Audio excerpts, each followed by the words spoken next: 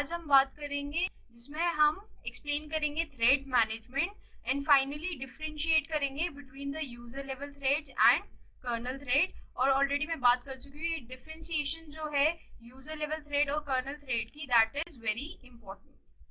तो आइए देखते हैं इस टॉपिक को। हम बात करेंगे थ्रेड मैनेजमेंट की।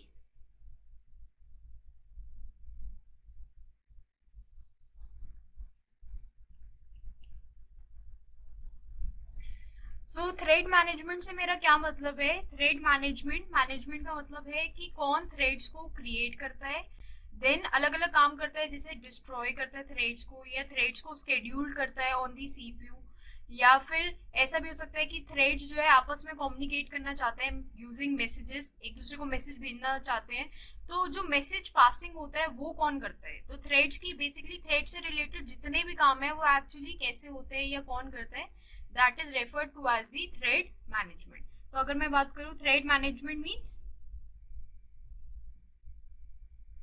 creation, destroy,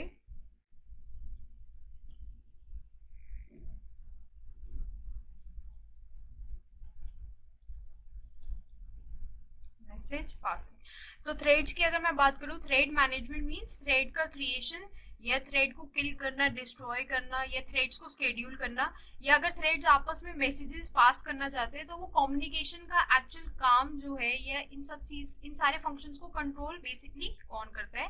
तो थ्रेड से रिलेटेड जितने भी काम है, तो ये थ्रेड मैनेजमेंट एक्चुअली में फंक्शन कैसे करता है। तो थ्रेड्स को जो मैनेज कर सकते हैं हम दो तरीके से कर सकते हैं, या तो थ्रेड्स को मैनेज कर सकता है यूजर मीन्स हम, या फिर कोई भी प्रोग्राम।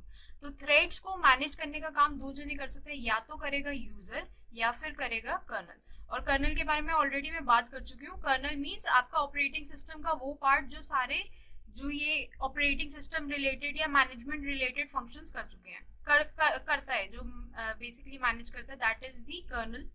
सो अगर मैं थ्रेड्स की मैनेजमेंट की बात करूं, तो थ्रेड जो है दो तरीके से मैनेज हो सकते हैं,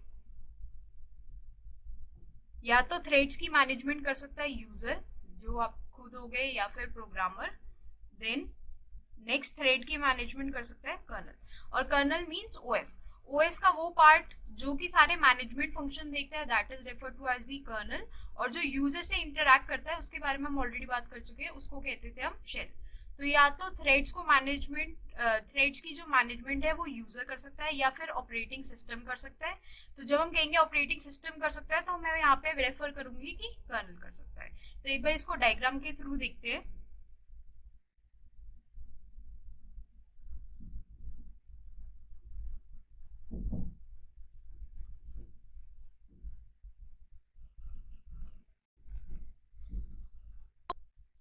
तो इस बेसिक डायग्राम में मैं ये शो करूंगी कि जब यूजर थ्रेड बनाता है तो कर्नल को क्या शो होता है और यूजर को क्या शो होता है। एंड उसी तरीके से जब कर्नल थ्रेड बनाता है, जैसे ऑपरेटिंग सिस्टम थ्रेड बनाएगा, तो क्या चीज शो होगी कर्नल स्पेस पे और क्या चीज होगी इन दी यूजर स्पेस।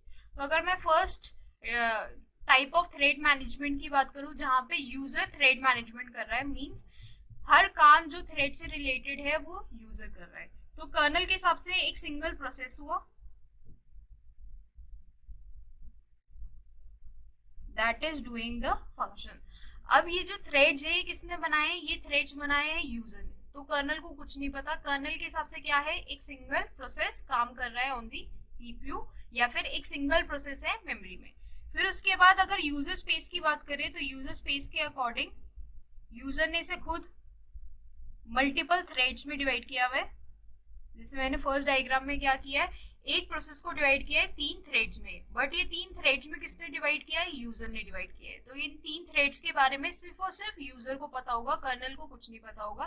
कर्नल के अकॉर्डिंग एक ही प्रोसेस चल रहा है, बट यूजर ने उसे खुद डिवाइड किया है इन वेरियस थ्रेड्स, ताकि हर एक थ्रेड से अलग अलग काम करा सके। तो ये जो फर्स्ट डायग्राम में थ्रेड मैनेजमेंट का काम जो है वो यूजर कर रहा है। मींस अगर थ्रेड की स्केड्यूलिंग करनी है तो यूजर करेगा, एक थ्रेड को ब्लॉक करके दूसरा थ्रेड एग्जीक्यूट कराना है वो यूजर करेगा, अगर किसी थ्रेड को किल करना है वो यूजर करेगा। तो थ्रेड से रिलेटेड सारे काम, जैसे थ्रेड को स्टार्ट भी कौन करेगा? यूजर करेगा, कर्नल कुछ नहीं करेगा। इन दिस केस कर्नल के अकॉर्डिंग सिर्फ एक सिंगल आपका प्रोसेस है। बट अगर हम बात करें कर्नल लेवल में, जब सारी थ्रेड की मैनेजमेंट कर्नल कर रहा है, तो कर्नल स्पेस में बात करें तो कर्नल के पास एक प्रोसेस था और उस प्रोसेस को ही इसने मल्टीपल थ्रेड्स में डिवाइड किया।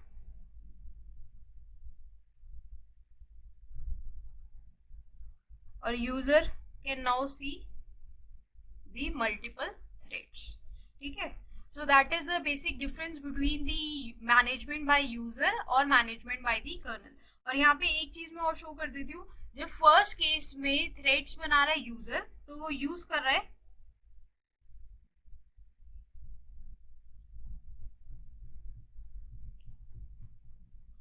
Thread library. थ्रेड लाइब्रेरी कुछ नहीं है, लाइब्रेरी आप जैसे जानते हैं प्रोग्रामिंग लैंग्वेज में, जैसे कोई भी अगर एक लाइब्रेरी है तो उसमें कुछ फंक्शन कॉल्स होंगे। तो थ्रेड लाइब्रेरी एक ऐसी लाइब्रेरी है जहाँ पे फंक्शन कॉल्स है रिलेटेड टू दी थ्रेड्स। जैसे थ्रेड की अगर आपको स्टार्ट करना है तो उसका एक फंक्शन कॉल है स्टार्ट का, थ्रेड्स को रन करना है तो उसका फंक्शन कॉल है रन का।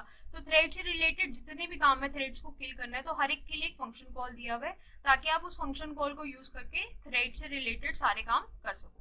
तो अगर हम पहले डायग्राम में बात करें, अभी हमने ये बात की है कि थ्रेड्स की मैनेजमेंट कौन करता है। मैनेजमेंट का क्या मतलब है, थ्रेड से रिलेटेड फंक्शंस कौन करता है।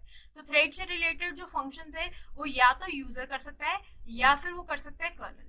जब यूजर करता है तो कर्नल के हिसाब से क्या है, कर्नल के हिसाब से सिर्फ एक प्रोसेस है, बट यूजर के अकॉर्डिंग उस प्रोसेस को हमने डिवाइड कर दिया 3 थ्रेड्स में। और यूजर वो सारे काम कैसे करेगा, using a library that is known as the thread library. But अगर हम कर्नल की बात करें, कर्नल ने खुद से थ्रेड्स डिवाइड किए हुए, तो यूजर को भी 3 थ्रेड्स दिखाई दिए और कर्नल को भी 3 थ्रेड्स दिखाई दिए। So that is the kernel level thread. So thread की जो मैनेजमेंट है वो यूजर भी कर सकता है और कर्नल भी कर सकता है। और इसी बेस पे थ्रेड की मैनेजमेंट कौन कर रहा है, इसी बेसिस पे हमने डिवाइड किए टाइप्स ऑफ थ्रेड, या इसी बेसिस पे हमने डिवाइड किए थ्रेड्स को 2 टाइप्स में, यूजर लेवल थ्रेड्स या कर्नल थ्रेड्स। तो आइए देखते हैं difference. And difference is very important, ये हर एक यूनिवर्सिटी एग्जाम्स या हर एक एग्जामिनेशन लेवल पे पूछा जाता है। तो एक बार देखते हैं थ्रेड्स। तो थ्रेड्स की जैसे मैंने बात की, 2 टाइप्स के थ्रेड होते हैं, user level thread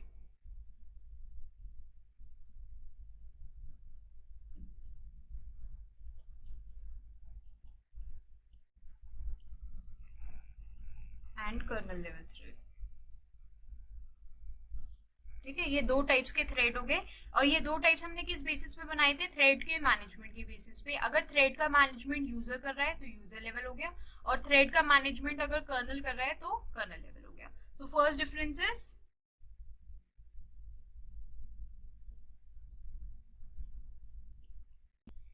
so first difference between the user level thread and kernel level thread क्या हुआ, यूजर लेवल थ्रेड में जो भी थ्रेड मैनेजमेंट का काम होता है वो करता है यूजर, और कर्नल लेवल थ्रेड में जितना भी थ्रेड मैनेजमेंट का काम होता है वो करता है कर्नल।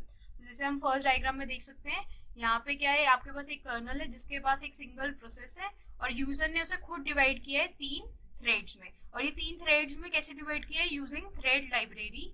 और थ्रेड लाइब्रेरी में सारे फंक्शंस है रिलेटेड टू थ्रेड। जैसे आपको थ्रेड को स्टार्ट करना है, थ्रेड को रन करना है, या थ्रेड के बीच में कम्युनिकेशन करनी है, थ्रेड की शेड्यूलिंग करनी है, हर एक के लिए आपके पास फंक्शन कॉल्स हैं। डायरेक्टली उन फंक्शन कॉल को यूज करो और उससे you can do everything that is related to thread. But जैसे हम सेकेंड डायग्राम में देख सकते हैं, यहाँ पे क्या है, थ्रेड्स खुद कर्नल ने बनाए हैं। तो थ्रेड से रिलेटेड सारे काम कौन करेगा, कर्नल, या फिर सारे काम कौन करेगा, ओएस। और जब भी कर्नल कोई काम करता है वो किसके थ्रू करता है, जैसे हमने पहली बात की है, कर्नल को जब भी कोई काम करना होता है वो करता है यूजिंग सिस्टम कॉल्स, राइट। तो अब नेक्स्ट डिफरेंस के बारे में बात करते हैं। तो फर्स्ट डायग्राम में आप देख सकते हैं कर्नल के लिए क्या है, सिंगल प्रोसेस है, उसको नहीं पता कि ये जो प्रोसेस है ये आगे थ्रेड्स में डिवाइडेड है या नहीं। So second difference is user level threads are transparent to the colonel.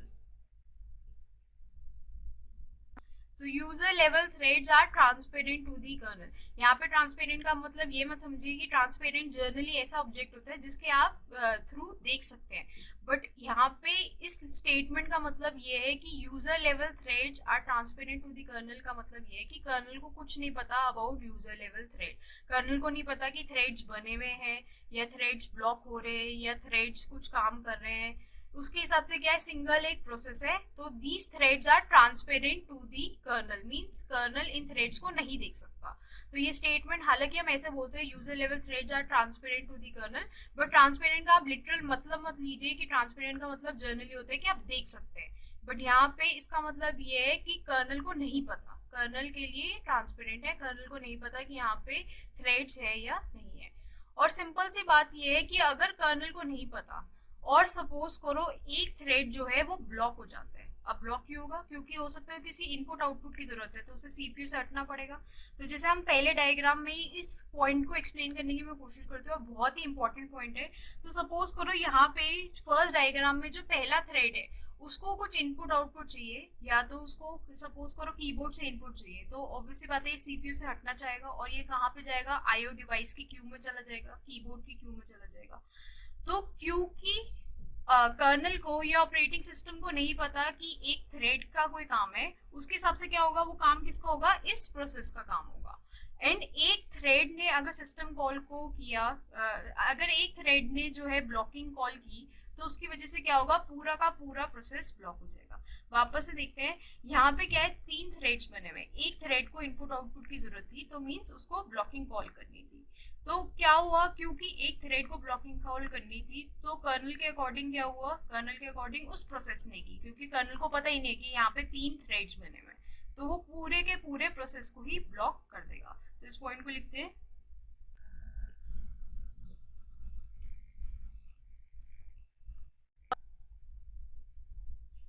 तो यहाँ पे क्या हुआ, अगर एक थ्रेड ने कोई ब्लॉकिंग सिस्टम कॉल की, तो उसकी वजह से क्या होगा, पूरा का पूरा प्रोसेस ब्लॉक हो जाएगा, क्योंकि कर्नल के अकॉर्डिंग एक प्रोसेस ही चल रहा है। अब उस प्रोसेस के एक पार्ट ने अगर ब्लॉकिंग कॉल किया, तो थ्रेड जो थ्रेड है वो, अगर प्रोसेस के एक पार्ट ने ब्लॉक कॉल की, तो कर्नल को तो पता ही नहीं कि थ्रेड ने किया या प्रोसेस ने किया, उसके अकॉर्डिंग क्या है, वो एक सिंगल प्रोसेस है, तो ऑब्वियसली बात है उस प्रोसेस ने ब्लॉकिंग कॉल की, तो पूरा प्रोसेस ब्लॉक हो जाएगा, कोई भी थ्रेड काम नहीं कर सकता। बट अगर आप यहाँ पे सेकेंड डायग्राम में देखें, सेकेंड डायग्राम में अगर एक थ्रेड को ब्लॉकिंग कॉल करनी है, तो कर्नल को पता है यहाँ पे 3 थ्रेड काम कर रहे हैं, तो क्योंकि फर्स्ट थ्रेड ने ब्लॉकिंग कॉल की, वो क्या करेगा, सेकंड थ्रेड को शेड्यूल कर देगा ऑन दी सीपीयू, तो सेकंड थ्रेड काम करना शुरू हो जाएगा। अब सेकंड थ्रेड ने भी ब्लॉकिंग कॉल की, तो थर्ड थ्रेड जो है काम करना शुरू हो जाएगा। क्योंकि ये जो शेड्यूलिंग है, ये कैसे पॉसिबल हो पा रही है, कर्नल को पता है कि 3 थ्रेड्स बने हुए, तो एक थ्रेड ने ब्लॉकिंग कॉल की, तो वैसे आते दूसरे को कंट्रोल दे देते, दूसरे ने की तो तीसरे को कंट्रोल देते हैं। बट पहले केस में क्या हो रहा था, कर्नल के अकॉर्डिंग एक प्रोसेस है, अब उस प्रोसेस के हमने खुद से थ्रेड्स बनाए, कर्नल को तो नहीं पता। अब पहले थ्रेड ने कोई ब्लॉकिंग कॉल की, किसी भी आईओ की उसको नीड पड़ी, तो ये आईओ की नीड कर्नल के हिसाब से किसको पड़ी, पूरे के पूरे प्रोसेस को। तो एक थ्रेड ने जैसी ब्लॉकिंग कॉल की, तो उसमें पूरा प्रोसेस ब्लॉक हो रहा है। बट सेकंड केस में क्या हो रहा है, एक थ्रेड ने ब्लॉकिंग कॉल की, तो कर्नल को पता है कि एक थ्रेड ने ही सिर्फ ब्लॉकिंग कॉल की है, बाकी थ्रेड्स काम कर सकते हैं, तो सेकंड थ्रेड को एग्जीक्यूट करेगा। So for this,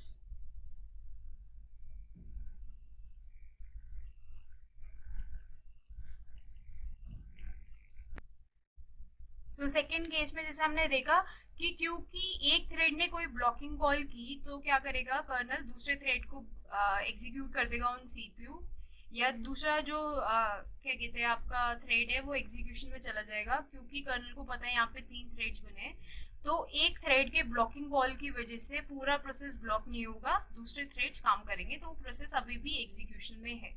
so that is the advantage of kernel level thread. अगर हम ये बात करें, this point is the advantage of kernel level thread, कि अगर एक थ्रेड ने ब्लॉकिंग सिस्टम कॉल की, तो उसकी वजह से पूरा प्रोसेस ब्लॉक नहीं होगा।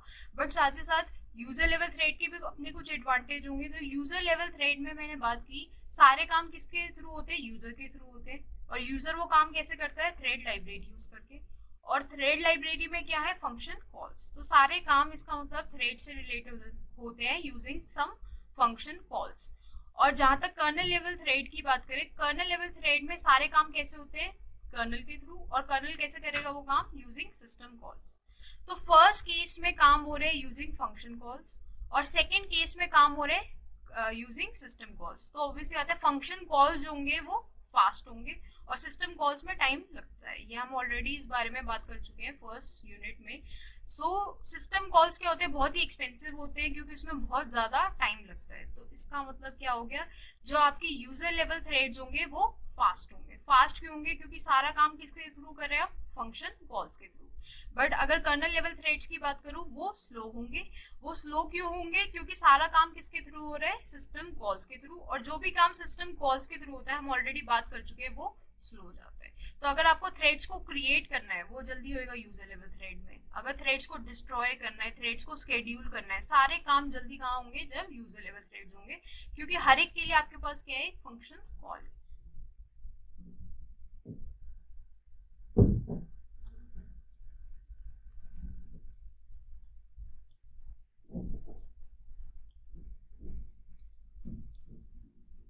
So third distinction is user level threads are fast in doing everything. But उसके बात करें तो कर्नल लेवल जो थ्रेड्स होते हैं वो स्लो होते हैं, और यूजर लेवल थ्रेड्स जो होते हैं फास्ट। तो अगर ये बात करें हम यहाँ पे, तो this is the advantage of user level thread. तो यूजर लेवल थ्रेड्स जहाँ पे हम यूजर से मैनेजमेंट करा रहे हैं, और कर्नल लेवल थ्रेड जहाँ कर्नल सारे मैनेजमेंट कर रहा है। तो हर एक के कुछ एडवांटेज एंड डिसएडवांटेज है। So before going further, we'll do a quick knowledge check